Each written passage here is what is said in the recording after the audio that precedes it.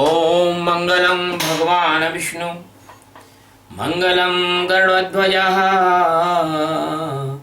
मंगलम पुंडरीकाक्ष मंगलाय तनोहरि। भगवान की कृपा से आज वाल्मीकि रामायण का 9वां सर्ग ले रहे हैं। सुमंत का राजा दशरथ को शृंग मुनि को बुलाने की सलाह देना और उनके अंग देश में जाने और शांता से विवाह करने का प्रसंग सुनाना।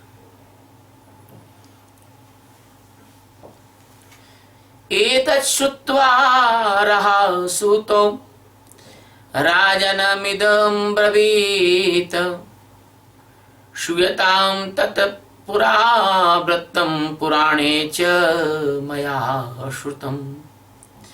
पुत्र के लिए अश्वमेध यज्ञ करने की बात सुनकर सुमंत ने राजा से एकांत में कहा। देखो, ये ध्यान देने वाली बात है। कभी भी राजा से कुछ कहना हो तो एकांत में कहो, सदगुरु से कुछ कहना हो तो एकांत में कहो, पिता से कुछ कहना हो तो एकांत में कहो, पत्नी से कुछ कहना हो तो एकांत में कहो।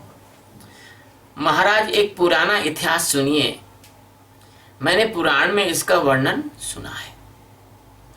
ऋषित्वरूपदिष्टोऽयं पुरावृत्तो मया श्रुतः सनत्कुमारो भगवान् पूर्वं कथितवान् कथाम्। ऋषीणां सन्निधो राजं स्तवः पुत्रागमं प्रति। ऋतज्ञों ने पुत्र प्राप्ति के लिए इस अश्वमेघ रूप उपाय का उपदेश दिया है, परंतु मैंने इतिहास के रूप में कुछ विशेष बात सुनी है।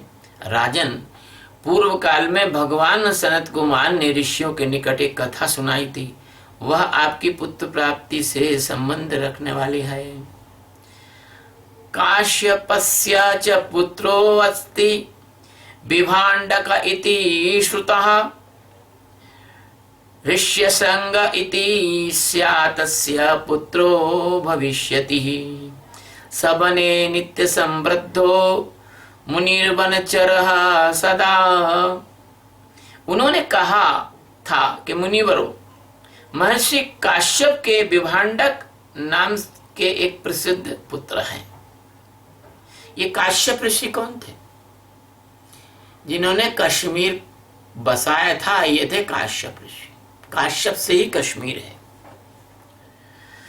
विभाण्डक नाम के एक प्रसिद्ध पुत्र हैं। उनके भी एक पुत्र होगा जिसकी लोगों ने ऋष्यशृंग के नाम से उनकी प्रसिद्धि होगी। वे ऋष्यशृंग मुनि सदा वन में ही रहेंगे और वन में ही सदा लालन पालन पाकर बड़े होंगे। नान्यम जानाति विप्रेंद्रो नित्यं पितृनुवर्तनात् द्वैविष्यं ब्रह्मचर्यस्य भविष्यति महात्मना। लोकेषु प्रस्थितं राजन् विप्रेष्य कथितं सदा। सदा पिता के समान, पिता के साथ रहने के कारण, सदा पिता के साथ रहने के कारण प्रियवर ऋष्यशृंग दूसरे किसी को नहीं जानेंगे, केवल पिता को ही जानेंगे। राजन, लोक में ब्रह्मचर्य के 2 रूप विख्यात हैं और ब्राह्मण ने सदा उन दोनों स्वरूपों का वर्णन किया है। एक तो दंड मेखला आदि धारण रूप मुख्य ब्रह्मचर्य है और दूसरा ऋतुकाल में पत्नी समागम रूप गौण ब्रह्मचर्य।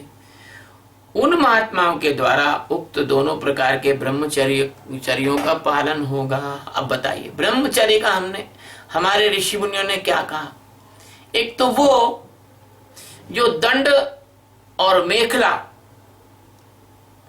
धारण करते हैं और ब्रह्मचर्य से रहते हैं, मतलब पूरी जो ऊर्जा है वो ब्रह्म में रूपांतरित करते हैं और संसार व्यवहार की काम वासना, क्रोध, लोभ, मोह, इन चीजों से दूर रहते हैं। लेकिन अब हमारे यहाँ क्या हो गया है कि भले ब्रह्मचारी हो या ना हो किसको मालूम, लेकिन दंड मेखला धारण कर लिया, पहन लिए, कपड़े हो गए और समाज बेचारा जानता नहीं है और गलतियां करते हो और तुमने अपनी तो इज्जत खराब की और ब्रह्मचारियों की भी इज्जत खराब कर दी और साधुओं की इज्जत खराब कर दी। यही कारण है आजकल साधुओं की उतनी मान्यता नहीं हो पा रही है। और दूसरे कौन से हमारे ब्रह्मचारी थे, जो ऋतु काल में पत्नी समागम रूपी, मतलब वो ऐसा नहीं, हमेशा नहीं, जैसे आप लोग है ना आज के संसारी हमेशा समागम करते रहते हैं, वो ऐसा समागम नहीं करते थे। वो केवल ऋतु काल में संतान उत्पत्ति के लिए ही समागम करते थे, उसको भी ब्रह्मचारी ही माना गया है। वो दूसरे प्रकार का ब्रह्मचारी है। उस महात्मा के द्वारा जो अभी जिस ऋष्यशृंग जो हैं उनके बारे में बता रहे हैं कि दोनों प्रकार के ब्रह्मचर्यों का पालन वो करेंगे। तस्येवं वर्तमानस्य कालः समभिवर्तता अग्नि शोषमाणस्य पितरम यशस्विनम। इस प्रकार रहते हुए मुनि का समय अग्नि तथा यशस्वी पिता की सेवा में व्यतीत होगा। अग्नि की सेवा यानी यज्ञ, पिता की सेवा यानी उससे भी महायज्ञ।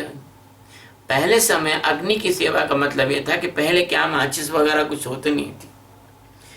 यज्ञ की जो यज्ञशाला होती थी वहां पर अग्नि हमेशा रहती थी, उसको अग्नि को हमेशा रखते थे, अग्नि को बुझने नहीं देते थे, राख में ढककर अंगारा वगैरह को हमेशा रखते थे। उसको रखना यथोचित तरीके से और फिर उसमें यज्ञ इत्यादि करना और उसमें अग्निहोत्र करना, इस सबको अग्नि सेवा ही कहा गया है। एतस्मिन्नेव काले तु रोमपादः प्रतापवान् अंगेषु प्रस्थितो राजा भविष्यति महाबलः। तस्य व्यतिक्रमाद राज्ञो भविष्यति सुदारुणा अनावृष्टि सुघोरा वै सर्वलोक भयावह। उसी समय अंग देश में रोमपाद नाम के एक बड़े प्रतापी बलवान राजा होंगे। उनके द्वारा धर्म का उल्लंघन हो जाने से, गलती हो जाने के कारण उस देश में घोर अनावृष्टि हो जाएगी, मतलब जरूरत से ज्यादा और असमय बरसात होगी, जो सब लोगों को अत्यंत भयभीत कर देगी। अनावृष्ट्याम तु वृत्तायाम राजा दुख समन्वितः ब्राह्मणाच्युतः समृद्धान् समानीय प्रवक्ष्यति।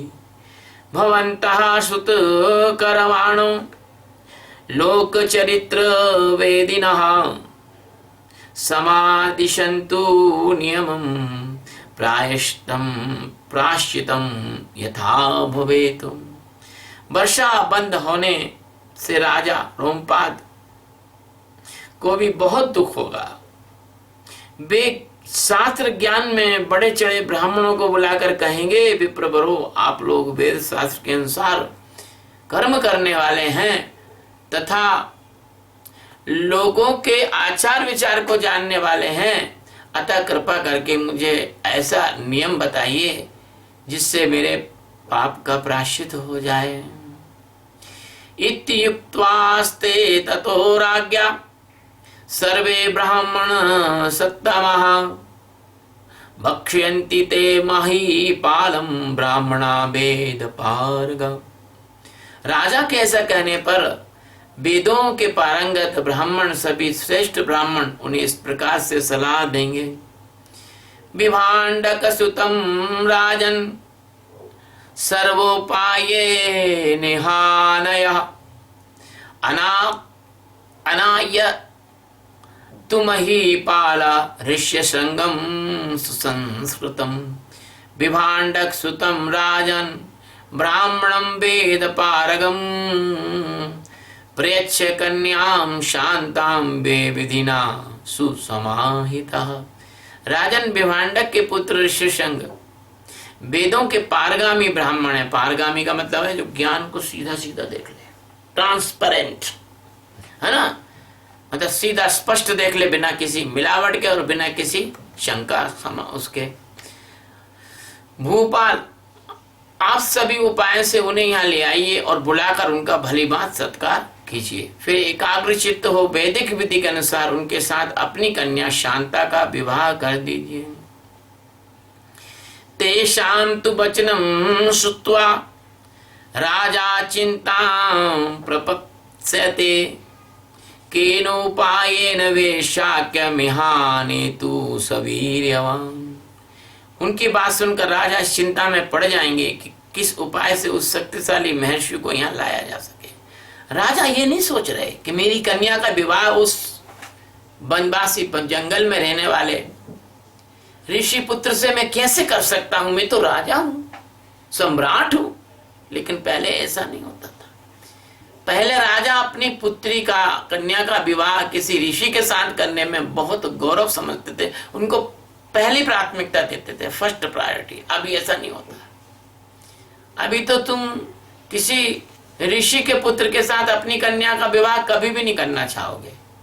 तुम तो IAS, IPS, मिनिस्टर, उद्योगपति ऐसे लोगों के पुत्र या ऐसे लोगों को अपनी कन्या के लिए ढूंढते हो, और इसी कारण से तुम ऋषियों को अपनी कन्या का विवाह नहीं करते हो। इसलिए तुम्हारे यहाँ पर घोर राक्षस उत्पन्न हो रहे हैं। क्यों हो रहे हैं? कि तुम गुणवत्ता को नहीं देखते हो, तुम वैभव को देखते हो, तुम आर्थिक अवस्था को देखते हो, तुम धन को देखते हो। तुम ये देखते हो कि भले ही आदमी क्लर्क है, कोई बात नहीं, उसके ऊपर की इनकम कितनी है। भले चपरासी है चलेगा, ये RTO में चपरासी है भैया, बहुत कमा के शाम को तो जेब भर के लाता है वो रिश्वत से। ये तुम्हारी सोच है, इसीलिए तुम मरे जा रहे हो, क्योंकि तुम जैसा बोगे वैसे ही तुम काटोगे। तुम ऋषियों को तो महत्व दोगे ही नहीं। तो उन्होंने चिंता की इनको कैसे लाया जाए। ये चिंता नहीं की कि अरे इन्होंने क्या बोल दिया, मेरी कन्या को जो है निर्धन ऋषि को कैसे दूं मैं। ततो राजा विनिश्चित्य सह मंत्री विरात्मवान पुरोहित समात्याश्च प्रेष्यन्ति सत्कृतान्। फिर वे मनस्वी नरेश मंत्रियों के साथ निश्चय करके अपने पुरोहित और मंत्रियों को सत्कार पूर्वक वहां भेजेंगे। ते तु राज्ञो वचः श्रुत्वा व्यथिताः विनितानना न गच्छे मर्षेर्भीता अनुनेष्यति तं नृपम्। राजा की बात सुनकर वे मंत्री पुरोहित मुंह लटकाकर दुखी हो यूं कहने लगेंगे, हम महर्षि से डरते हैं इसलिए वहां नहीं जाएंगे। यूं कहकर वे राजा से अनुनय विनय करेंगे। महर्षि से क्यों डरते हैं? वो इसलिए डरते हैं कि जो महर्षि होते हैं, आत्मज्ञानी होते हैं, ब्रह्मवेत्ता होते हैं, सद्गुरु होते हैं, वो सीधे सीधे ठोक कर बात कहते हैं जो तुम्हारे मन को अच्छी नहीं लगती, तुम्हारा अहंकार उससे आहत होता है, इसलिए महर्षि से डरते हैं। और कभी कभी ऐसा भी होता है कि महर्षि ने किसी को ज्ञान दिया हो और वो ज्ञान पर चलता नहीं, अनुसंधान नहीं करता, ध्यान नहीं करता, इसलिए भी डरते हैं। वक्ष्यन्ति चिंतायित्वा ते तस्योपायास्यतान् क्षमान् आनिष्यामो वयं विप्रं न च दोषो भविष्यति। इसके बाद सोच विचार कर वे राजा के योग्य उपाय बताएंगे और कहेंगे कि हम उन ब्राह्मण कुमार को किसी उपाय से यहाँ ले आएंगे। ऐसा करने से कोई दोष घटित नहीं होगा। किसी को प्यार से पुचकार के समझा कर कहीं ले जाना, और वहाँ उसका विवाह होने वाला है, आपको मालूम है, उसको धीरे से उसको लड़की वालों को दिखा देना, या लड़के वाले लड़की को देख लें। इस प्रकार से अभी भी लोग करते हैं, ऐसा नहीं कि नहीं करते हैं, ऐसा उन्होंने किया। और ये गलत नहीं है, क्योंकि वर कन्या को देख ले, कन्या वर को देख ले, कन्या का पिता वर को देख ले। एव मंगाधिपेनैव गणिकाभिषे सुतः अनीतो अवर्षयद देवः शांता चास्मे प्रदीयते। इस प्रकार वैश्याओं की सहायता से अंगराज मुनि कुमार ऋषि संघ को अपने यहाँ बुलाएंगे। वैश्याओं की सहायता का मतलब ये नहीं जैसे अभी तुम व्यभिचार करते फिरते, ऐसा नहीं। मतलब वो नृत्य वगैरह करने वाली जो है नृत्यांगना है, वो अपने नृत्य से मोहित करके और उनको नृत्य दिखा दिखा के कि हाँ आज ये दिखाया, कल हम वो दिखाएंगे, चलो हमारे साथ, हम वहां चलेंगे, वहां दिखाएंगे, तो उनको ले आएंगे। उनके आते ही इंद्रदेव उस राज्य पर वर्षा करेंगे, फिर राजा उन्हें अपनी पुत्री शांता समर्पित कर देंगे। ऋष्यशृंगस्तु जमाता पुत्रास्त्व विधास्यति सनत कुमारम कथित में तावद विहतम मया। इस प्रकार ऋष्यशृंग आपके जमाता हुए, वे ही आपके द्वारा पुत्रों को सुलभ कराने वाले यज्ञ कर्म का संपादन करेंगे। क्यों ऋष्यशृंग क्यों जमाता हुए, है ना, इसकी कथा आपको आगे आएगी, लेकिन अभी संक्षेप में समझ लो कि जो लोमपाद थे, रोमपाद, वो इन्हीं के ही वंश में थे, इसलिए इस दृष्टि से जमाता हुए दशरथ जी के वंश में थे। यह सनत कुमार जी की कही हुई बात मैंने आपसे निवेदन की है। अथाहृष्टो दशरथः अथाहृष्टो दशरथः सुमंत्रं प्रत्यभाषता यथस्त्रय श्रृंगस्त्वानीतो तेनोपायेन सोचिताम्। इस प्रकार राजा दशरथ को बड़ी प्रसन्नता हुई। उन्होंने सुमन से कहा, मुनि कुमार ऋष्यशृंग को यहाँ जिस प्रकार और जिस उपाय से बुलाया जाए वह स्पष्ट रूप से बताओ। अब अगले सर्ग में वो बताएंगे कैसे बुलाया जाए। आज जो है ये 9वां सर्ग पूरा हुआ। इत्यार्षे श्रीमद् रामायणे वाल्मीकि आदि काव्ये बालकांडे 9वां सर्गः। इस प्रकार वाल्मीकि निर्मित आर्ष रामायण आदि काव्य के बालकांड में 9वां सर्ग पूरा हुआ।